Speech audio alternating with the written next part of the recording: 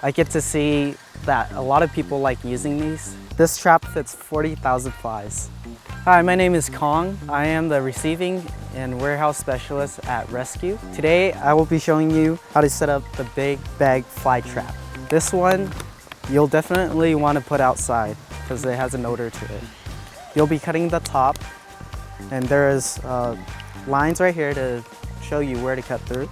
So you'll cut around the circle. Once you're done cutting off the top, you'll want to pull it out,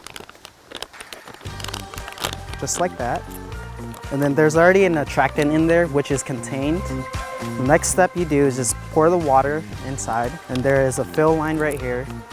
And once you get closer to the fill line, you'll start to get the scent of the attractant.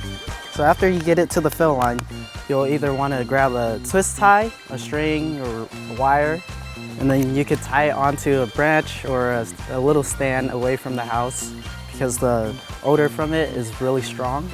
It smells pretty bad right now, so we just toss it out right away. Well, as a receiving and warehouse specialist, I receive all of our materials. My favorite part of the job is knowing how much we sell. It helps around the world, everywhere. I'm Kong, and I hope you enjoy your big bag fly trap.